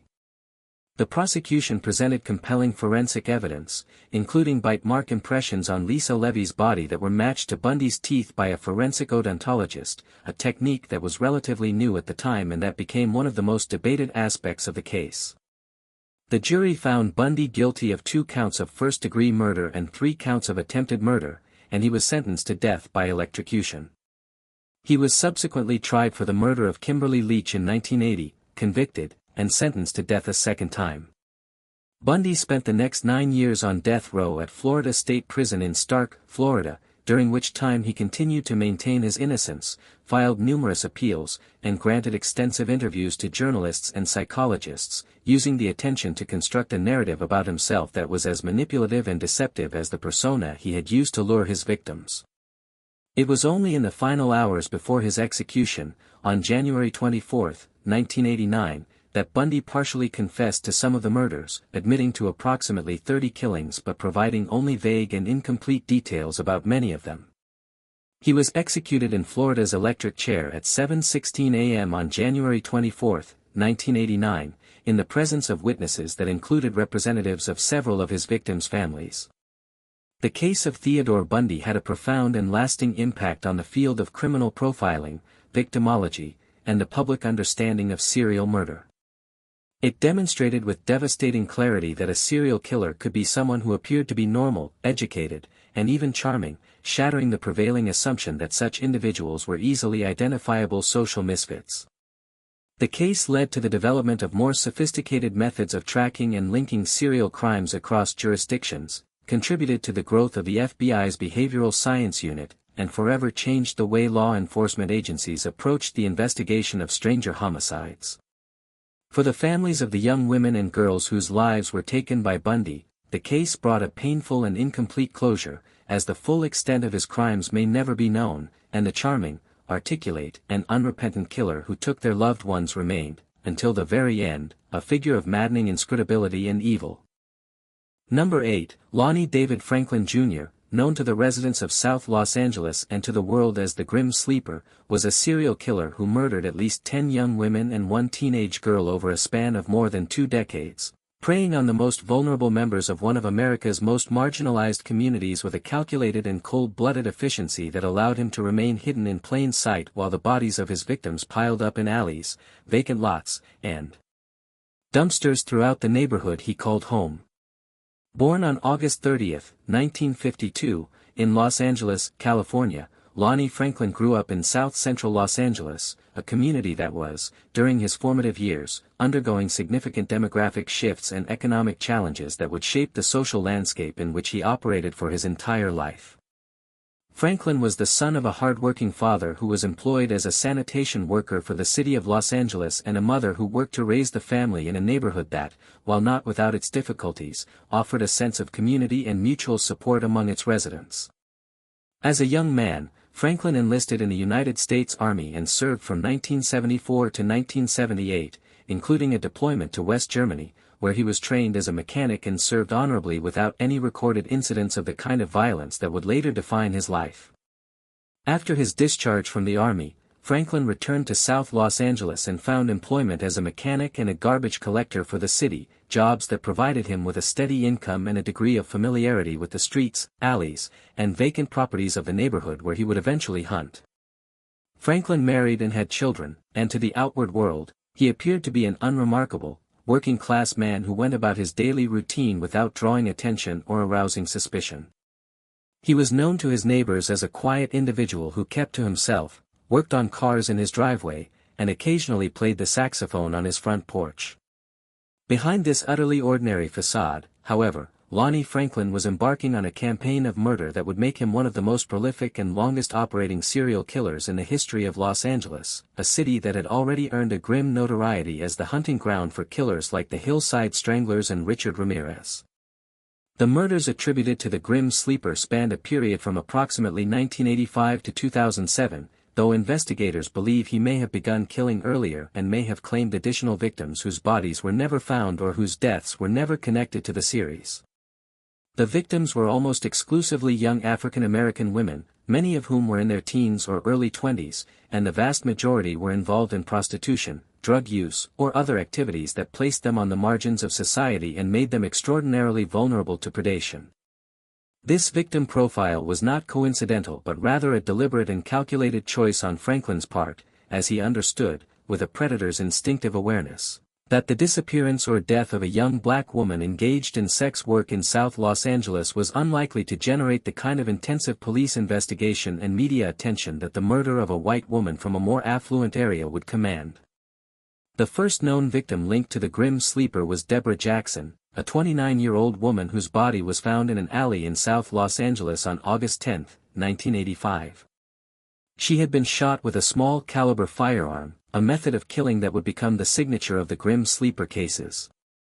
Over the next 2 years, the bodies of additional young women were discovered in similar circumstances, all shot, all found in isolated or neglected areas of South Los Angeles, and all bearing the hallmarks of a single killer's method of operation. Henrietta Wright, a 34-year-old woman, was found on August 12, 1986. Barbara Ware, 23, was discovered on January 9, 1987. Bernita Sparks, 26, was found on April 15, 1987. Mary Lowe, 26, was discovered on November 1, 1987. Each of these victims was found in locations that suggested they had been killed elsewhere and dumped, a pattern that indicated the killer had a vehicle and a familiarity with the area that allowed him to dispose of bodies without being observed. Then, in 1988, the killings appeared to stop. After the discovery of the body of 33-year-old Lacrica Jefferson on January 30, 1988, and the body of 26-year-old Alicia Alexander on September 11, 1988, there were no additional murders linked to the series for nearly 14 years. This extended hiatus was the source of the Grim Sleeper moniker, coined by the Los Angeles Times journalist Jill Levy, who covered the case and recognized the unusual pattern of a serial killer who appeared to go dormant for such a long period. During this 14-year gap, the case grew cold, and the initial task force that had been assembled to investigate the murders was gradually disbanded as resources were redirected to more urgent cases. The victims' families, however, never stopped searching for answers, and community activists in South Los Angeles continued to pressure the Los Angeles Police Department to devote more attention to the case, arguing that the killings were being ignored because of the race and social status of the victims. In 2002, the killings resumed with the discovery of the body of 41-year-old Princess Berthamir on March 19, 2002. Berthamir had been shot and dumped in an alley, and forensic analysis confirmed that the bullet that killed her was fired from the same weapon used in the earlier murders. Over the next 5 years, additional victims were found, including Valerie McCorvey, 35, discovered on July 11, 2003, and 35-year-old Janicia Peters, whose body was found in a dumpster on January 1, 2007. Peters was the last known victim of the Grim Sleeper, and her death ultimately provided the critical forensic breakthrough that would lead to the identification and arrest of Lonnie Franklin. The investigation into the Grim Sleeper murders was plagued from the beginning by the systemic failures and institutional biases that characterized the Los Angeles Police Department's approach to crimes involving marginalized victims in low-income communities. Despite the clear pattern connecting the murders, the LAPD failed to dedicate sustained resources to the case, did not adequately share information between divisions, and treated many of the individual homicides as isolated incidents rather than parts of a larger serial murder pattern. This failure was compounded by the fact that many of the victims' families reported that police officers had dismissed their concerns, suggested that their loved ones had simply run away or died of drug overdoses, and had failed to follow up on leads that could have been critical to the investigation. The community's growing frustration with the LAPD's handling of the case led to the formation of grassroots advocacy groups, including the Coalition Against Serial Predator Extermination, which demanded that the department take the killings seriously and devote the resources necessary to catch the killer.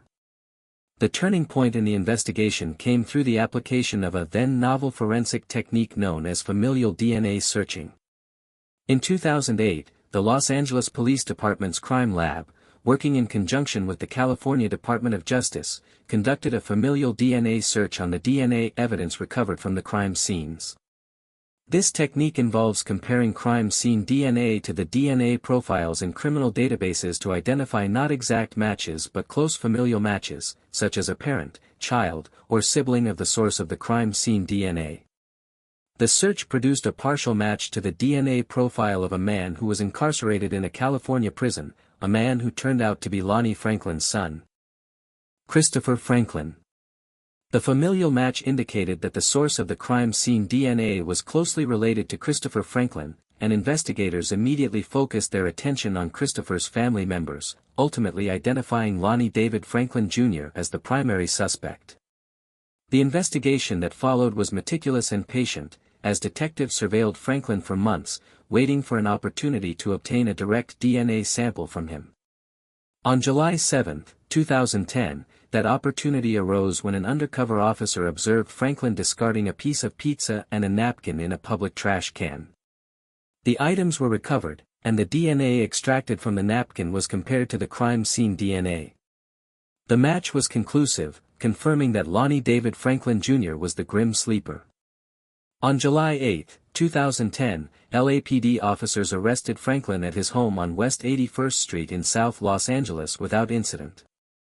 When officers searched the residence, they discovered a staggering cache of evidence, including photographs of scores of unidentified women, many of whom appeared to be unconscious, asleep, or in various states of undress, raising the chilling possibility that Franklin had photographed his victims before, during, or after the attacks and that there were many more victims who had not yet been identified. The search also uncovered firearms, including the small-caliber pistol that was forensically linked to the murders through ballistic analysis. The trial of Lonnie David Franklin Jr. began on February 16, 2016, in Los Angeles County Superior Court, with Judge Kathleen Kennedy presiding over a proceeding that had been delayed for years by pretrial motions, evidentiary hearings, and the enormous volume of forensic evidence that needed to be reviewed and organized. The prosecution, led by Deputy District Attorneys Beth Silverman and Marguerite Rizzo, presented a devastating case built on the DNA evidence, the ballistic analysis linking Franklin's recovered firearm to the murder weapon, the photographs of unconscious women found in his home, and testimony from survivors who had managed to escape attacks that they later linked to Franklin.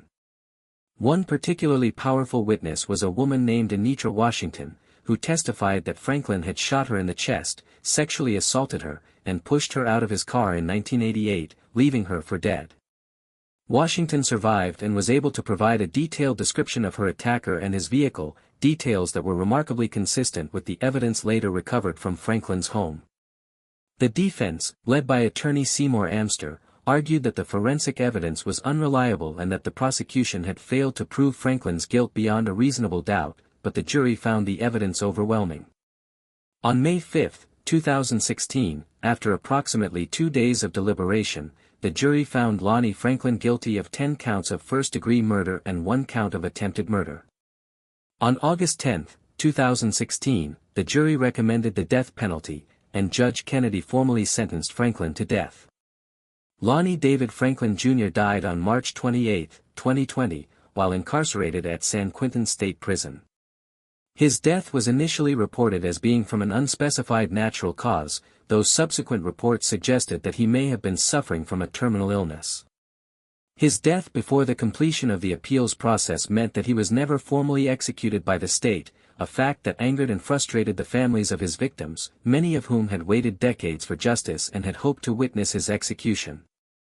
The case of the Grim Sleeper had a profound impact on the city of Los Angeles and on the broader national conversation about how the criminal justice system responds to crimes committed against marginalized communities. It exposed the devastating consequences of a system that devalues the lives of certain victims based on their race, economic status, and involvement in high-risk behaviors, and it forced the LAPD to confront its own history of neglect and indifference toward the residents of South Los Angeles.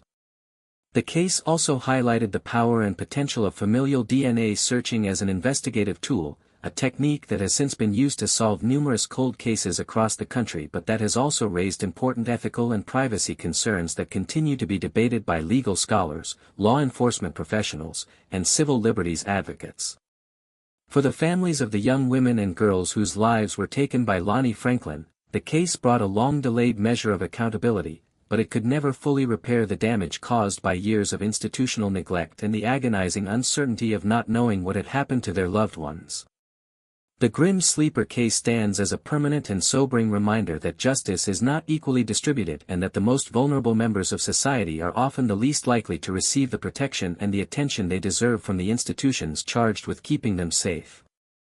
Number 9, Albert Hamilton Fish, a figure whose crimes were so grotesque and so deeply disturbing that they transcended the boundaries of ordinary criminality and entered the realm of something approaching a medieval nightmare, was a serial killer, child rapist, and cannibal who preyed upon vulnerable children in the early decades of the 20th century, committing acts of such extreme depravity that even the hardened detectives, judges, and psychiatrists of his era struggled to comprehend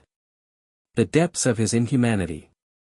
Born on May 19, 1870, in Washington, D.C., Albert Fish was the youngest of 4 children born into a family with a long and documented history of severe mental illness, including religious mania, depression, and psychotic disorders that would echo tragically through the generations and find their most terrifying expression in Albert himself.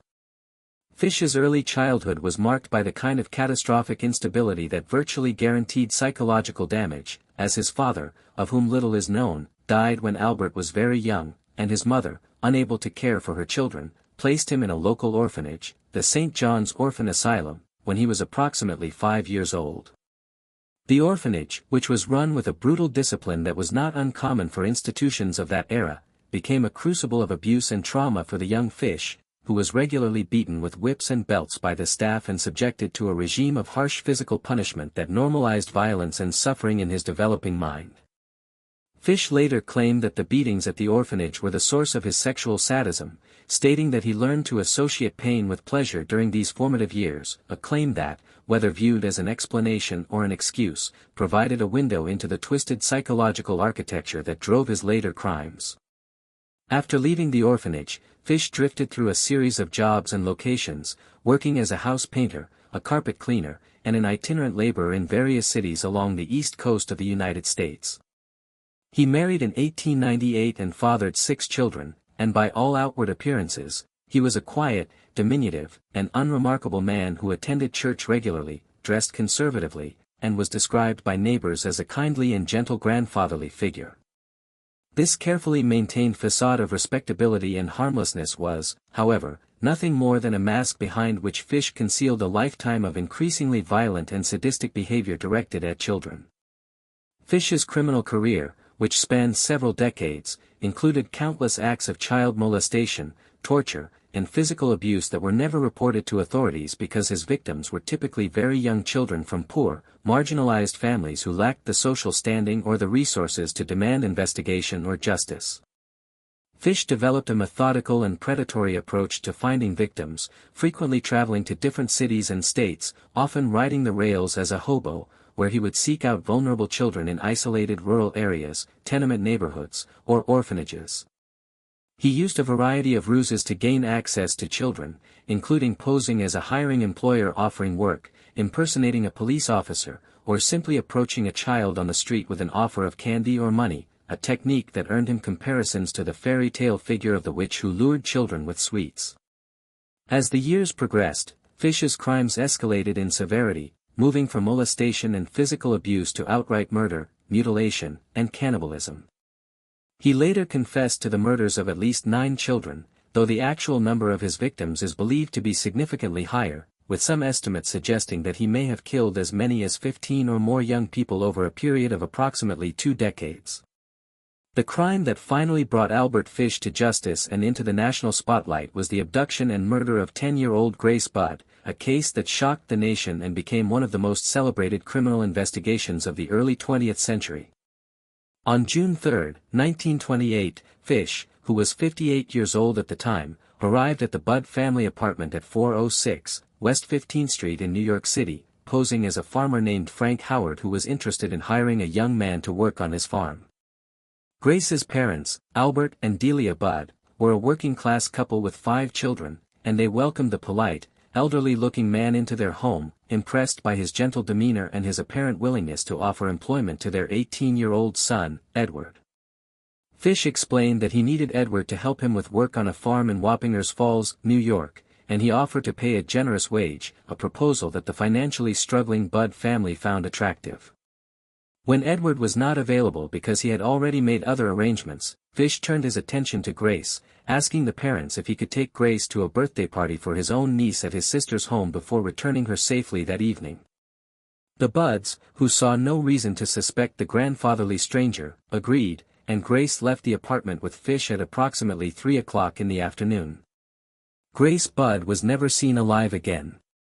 The disappearance of Grace Budd triggered an immediate police investigation, but the initial search yielded virtually no results, as Fish had carefully planned his escape and had not left any obvious trail for detectives to follow.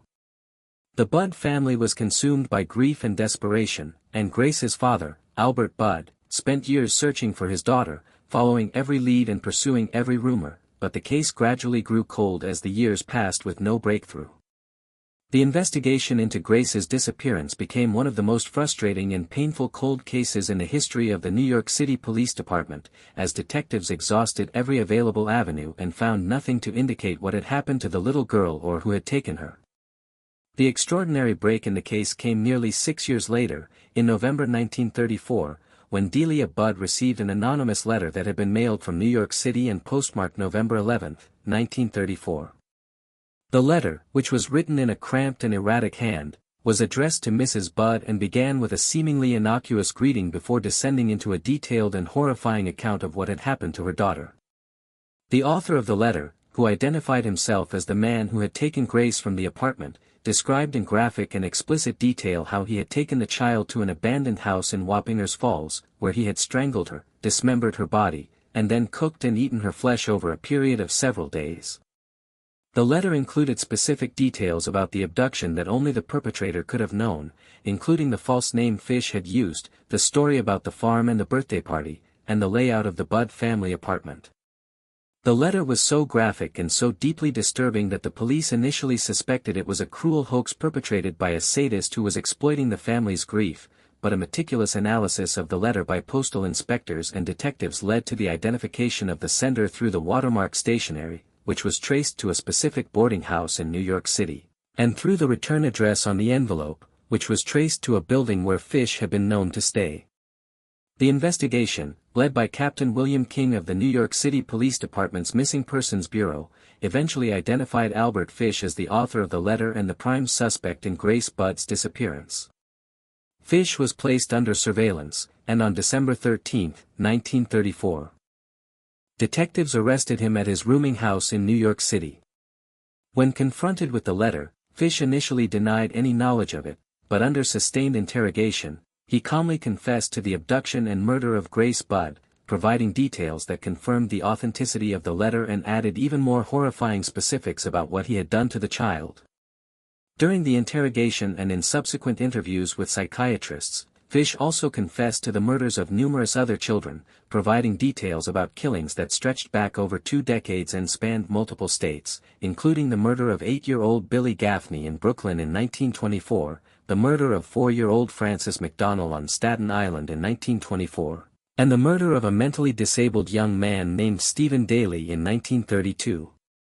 Fish described his methods of torture and murder with a detachment and matter-of-factness that deeply unsettled the experienced detectives and psychiatrists who interviewed him, and he spoke openly about his cannibalism, explaining that he derived a sense of spiritual and physical nourishment from consuming the flesh of his victims, a practice he justified through a twisted interpretation of religious texts and a belief that suffering was a form of purification.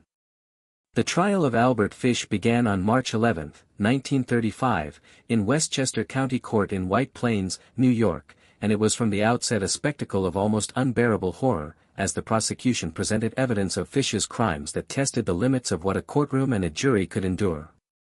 The prosecution, led by District Attorney Elbert F. Gallagher, presented the letter to Delia Budd as the centerpiece of its case, along with Fish's confessions, the testimony of witnesses who placed him in the areas where the murders occurred, and the testimony of psychiatrists who had examined Fish and testified about his mental state.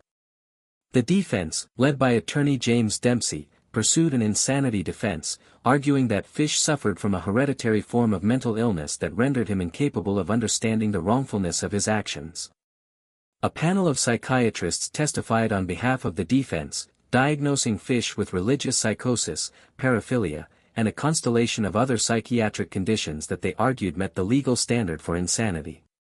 The prosecution's psychiatrists, however, countered that while Fish was clearly mentally abnormal in the extreme, he knew what he was doing, planned his crimes with care, took steps to avoid detection, and understood the moral and legal distinction between right and wrong. After a trial that lasted approximately 10 days, the jury rejected the insanity defense and found Albert Fish guilty of first-degree murder. On March 25, 1935, the judge sentenced Fish to death by electrocution. Albert Fish was executed on January 16, 1936, at Sing Sing Prison in Ossining, New York, a death that was reported to have been carried out with the same calm detachment that Fish had displayed throughout his life and his criminal career. Witnesses to the execution reported that Fish walked to the electric chair without resistance and sat down quietly, a behavior that was attributed by some to his mental illness and by others to the simple absence of any capacity for fear or remorse. The case of Albert Fish left an indelible mark on the American consciousness and on the field of criminal justice, serving as an early and extreme example of the phenomenon of the predatory serial killer who targets children and moves across jurisdictions to evade detection. The case also highlighted the challenges of the insanity defense in cases involving extreme psychopathology, raising questions about the ability of the legal system to adequately address crimes that defy rational understanding. For the Budd family, the conviction and execution of Albert Fish brought a painful and incomplete closure to the nightmare that had begun when a grandfatherly stranger knocked on their door and asked to take their little girl to a party, a tragedy that underscored the enduring and terrible truth that evil does not always announce itself with a roar but sometimes arrives with a gentle smile and an offer of kindness that conceals the most unspeakable horror. Number 10, Ariel Castro, a man who committed one of the most prolonged, calculated, and psychologically devastating acts of captivity in modern American history, kidnapped, imprisoned, and brutally abused 3 young women, including a teenager, inside his own home in a densely populated residential neighborhood in Cleveland, Ohio, for more than a decade, maintaining a hidden chamber of horrors that went undetected by neighbors, family members, and law enforcement in a case that exposed staggering blind spots in the systems designed to protect the vulnerable and find the missing. Born on July 10, 1960, in Puerto Rico, Ariel Castro was the son of a family that moved to the mainland United States when he was a young child, eventually settling in Cleveland, where he spent the majority of his life. Castro grew up in a household that, by many accounts, was marked by domestic violence and dysfunction, as his father was reportedly physically abusive toward his mother, a pattern of behavior that Castro would eventually replicate in his own adult relationships with devastating consequences. As a young man, Castro was described by those who knew him as a likable, outgoing, and musically talented individual who played bass guitar in local bands and was well known in the Cleveland Latino community. He worked for many years as a school bus driver for the Cleveland Metropolitan School District, a job that gave him access to children and teenagers on a daily basis and that, in retrospect, represented a profoundly disturbing placement of a predator in a position of trust and authority. Castro was married twice and fathered 4 children, and his relationships with women were characterized by a pattern of controlling, jealous, and physically abusive behavior that resulted in multiple domestic violence incidents and restraining orders. In 1993, Castro was arrested for domestic violence against his first wife, and in 2005, he was investigated by Child Protective Services after allegations of abuse involving his own children, but neither of these interventions resulted in consequences sufficient to alter his trajectory or alert the community to the depth of his capacity for violence and control. It was against this backdrop of escalating domestic abuse and a growing obsession with dominance and possession that Ariel Castro began planning and executing the kidnappings that would make his name synonymous with the horror of long-term captivity. The first of Castro's 3 known victims was Michelle Knight, a 21-year-old woman who disappeared on August 23, 2002. Michelle had a history of personal difficulties, including the loss of custody of her son, and was reportedly on her way to a court hearing on the day she vanished from the streets of Cleveland. Because of her age and the circumstances of her life, her disappearance was not initially treated with the level of urgency that it might have received in other cases, and she was classified by some authorities as a voluntary missing adult rather than a potential kidnapping victim, a classification that would prove to have devastating consequences for the speed and intensity of the investigation into her disappearance. Michelle was lured into Castro's vehicle on the day she disappeared, and he took her to his home at 2207 Seymour Avenue, a dilapidated 2-story house located in a working-class neighborhood on Cleveland's west side. Inside the house, Castro had constructed a hidden prison in the upstairs portion of the residence, a series of rooms that were soundproofed, secured with multiple locks, padlocks, and chains, and designed to be completely invisible from the outside. Michelle was chained by the ankles, restrained, and subjected to a regime of physical, sexual, and psychological abuse that defies comprehension in its cruelty and its duration. The second victim was Amanda Berry, who was kidnapped on April 21, 2003, the day before her 17th birthday. Amanda was a bright, popular high school student who had just finished her shift at a fast food restaurant at the Cleveland Mall and was walking to her home in the neighborhood when Castro approached her in his vehicle and offered her a ride. When Amanda accepted, Castro drove her to Seymour Avenue, where she discovered the hidden rooms and the horrifying reality of her captivity. Amanda's disappearance generated significantly more media attention and police activity than Michelle's had, largely because Amanda was a minor, was from a stable family, and had no history of running away or voluntary disappearance.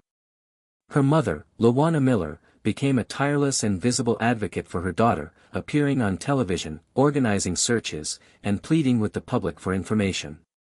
Tragically, Lawana Miller died in 2006, before she could learn what had happened to her daughter, a fact that added an almost unbearable layer of heartbreak to an already devastating case. The third victim was Georgina de Jesus, known as Gina, who was 14 years old when she was kidnapped on April 2, 2004. Gina was a friend of Ariel Castro's daughter, Arlene Castro, and she was walking home from school when she accepted a ride from Castro, whom she knew and trusted as her friend's father. This betrayal of trust was particularly egregious, as Castro exploited his position as a familiar adult figure in Gina's life to lure her into his vehicle and into the nightmare of captivity on Seymour Avenue. Like Amanda's disappearance, Gina's kidnapping generated considerable community attention and police activity, as her family and friends immediately recognized that she would not have left voluntarily and organized extensive search efforts. The fact that both Amanda Berry and Gina de Jesus disappeared from the same general area of Cleveland within a year of each other, and that both were young girls, eventually led investigators to consider the possibility that a single predator was responsible, but the connection was never conclusively established, and the cases gradually grew cold as years passed without any solid leads. For approximately 10 years, Michelle Knight, Amanda Berry, and Gina de Jesus were held captive in the upstairs rooms of Ariel Castro's house on Seymour Avenue, enduring a daily existence of unspeakable horror that included repeated sexual assaults, severe beatings, starvation, psychological torture, and the constant threat of death. Castro maintained control over his victims through a combination of physical restraint, intimidation, and psychological manipulation, telling them that if they tried to escape, they would be killed and that no one was looking for them anyway. He enforced a strict set of rules that governed every aspect of their lives, dictating when they could eat, sleep, speak, and move, and he punished any perceived infraction with extreme violence, including punching, kicking, choking, and hanging the women by their limbs from chains attached to the ceiling. The rooms in which they were held were small, windowless, and filthy, with makeshift toilets consisting of plastic buckets and mattresses on the floor. The women were sometimes allowed to watch television or listen to the radio, through which they learned about the searches that were being conducted for them, information that Castro used to taunt them and reinforce the message that they were forgotten and that escape was impossible. During their captivity, Michelle Knight became pregnant at least 5 times as a result of Castro's repeated sexual assaults, and Castro forced her to miscarry each time through a combination of starvation and severe physical beatings to her abdomen, acts of violence that were so extreme they constituted a form of torture that is almost impossible to contemplate. Amanda Berry also became pregnant and gave birth to a daughter, Jocelyn, on December 25, 2006, in a plastic kiddie pool inside the house, with Castro acting as the sole attendant during the delivery. Castro raised Jocelyn within the confines of the house, and for several years, the child had no knowledge of the outside world or of the fact that her mother and the other women were being held against their will. The child was occasionally allowed outside the house and even attended school, providing Castro with a bizarre and deeply disturbing element of normalcy that further insulated his crimes from discovery. The astonishing fact that 3 women were being held captive in a residential house for more than a decade in a densely populated urban neighborhood without being discovered is one of the most disturbing aspects of the case, and it prompted a searching examination of the social and institutional failures that allowed Castro's prison to remain hidden in plain sight. Neighbors on Seymour Avenue later reported hearing screams and banging coming from the house on various occasions over the years, and some reported seeing Castro acting strangely or noticing unusual features of the property, but none of these observations were reported to police or were acted upon with sufficient urgency to prompt a thorough investigation.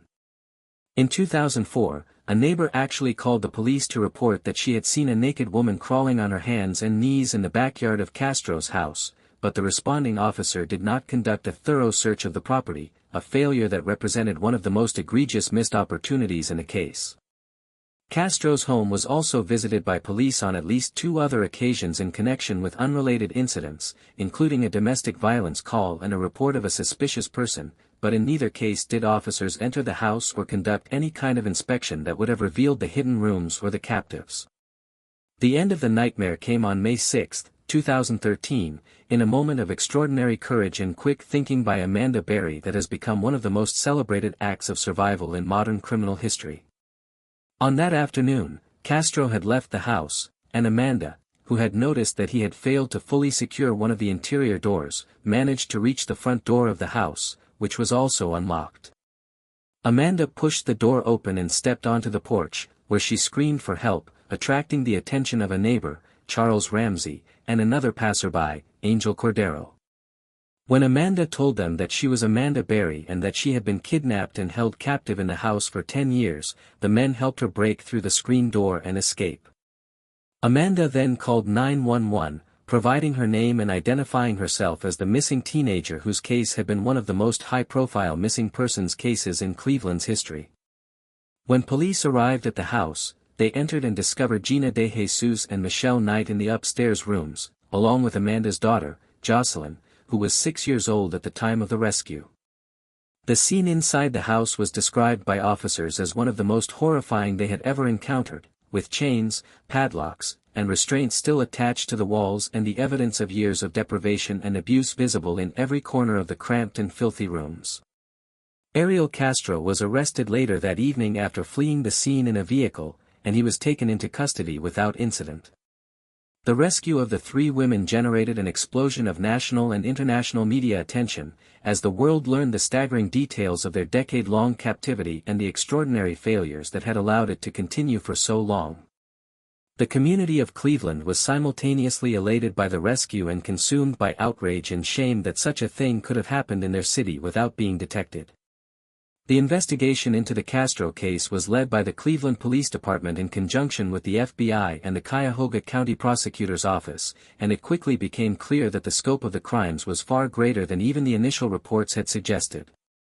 During interrogation, Castro provided a detailed account of his actions over the preceding decade, though his statements were characterized by a chilling lack of remorse and a tendency to deflect blame onto his victims, his childhood, and his perceived grievances against women. Castro claimed that he was not a monster, that he was sick and addicted to pornography, and that the women had actually been happy in the house, statements that were so transparently false and self-serving that they only deepened the revulsion felt by those who heard them. On July 26, 2013, Ariel Castro was indicted on 329 counts of kidnapping, rape, aggravated murder, and other charges related to his decade-long captivity of the 3 women. Rather than face a trial that would have subjected his victims to the trauma of testifying in public, Castro agreed to a plea deal on August 1, 2013, in which he pleaded guilty to 937 criminal counts, a number that reflected the staggering volume and duration of the abuse he had inflicted. In exchange for the plea, prosecutors agreed not to seek the death penalty, and Castro was sentenced to life in prison without the possibility of parole, plus an additional 1,000 years, a sentence that was designed to ensure that he would never, under any circumstances, be released from custody. During the sentencing hearing, Castro delivered a rambling statement in which he continued to minimize his crimes and blame others, prompting the judge to rebuke him harshly, telling him that he was not a victim and that the suffering he had caused was entirely of his own making.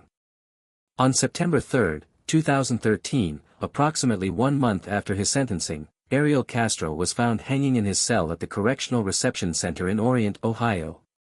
He had used a bedsheet to hang himself from a window frame, and despite the efforts of prison medical staff to resuscitate him, he was pronounced dead at a local hospital. The official cause of death was suicide by hanging, and an investigation into the circumstances concluded that there was no evidence of foul play or negligence by prison staff. The death of Ariel Castro denied his victims the opportunity to see him serve out the sentence that had been imposed, but for many, his suicide was seen as a final act of cowardice that was entirely consistent with the character of a man who had spent a decade brutalizing women and children but was unable to face the consequences of his actions. The case of Ariel Castro had a profound and far-reaching impact on the city of Cleveland, the state of Ohio, and the broader national conversation about missing persons, domestic violence, and the protection of vulnerable individuals. It exposed catastrophic failures in the response to missing persons reports, particularly those involving marginalized women and girls, and it forced a reckoning with the tendency of law enforcement and society to dismiss the disappearances of individuals who are perceived as less likely to generate public sympathy or media attention. The case led to significant reforms in the Cleveland Police Department's missing persons protocols and prompted the creation of new programs and resources designed to improve the speed and effectiveness of investigations into disappearances. It also highlighted the inadequacy of the systems for monitoring individuals with histories of domestic violence and predatory behavior, as Castro's prior arrests and investigations had not triggered the kind of sustained scrutiny that might have prevented the kidnappings. For Michelle Knight, Amanda Berry, and Gina De Jesus, the rescue on May 6, 2013, marked the end of a nightmare that had consumed more than a decade of their lives, but the process of rebuilding and recovery would be long, difficult, and marked by challenges that no one should ever have to face. All three women have shown extraordinary resilience and courage in the years since their rescue, writing books, advocating for missing persons causes, and working to ensure that the failures that allowed their captivity to continue are not repeated. The case of Ariel Castro stands as one of the most disturbing and sobering in the history of American criminal justice, a reminder that the most horrific crimes can occur not in remote isolated locations but in the heart of a busy city, behind the walls of an ordinary house, shielded from discovery by the indifference of neighbors, the inadequacy of institutions, and the calculated cunning of a predator who understood that the vulnerability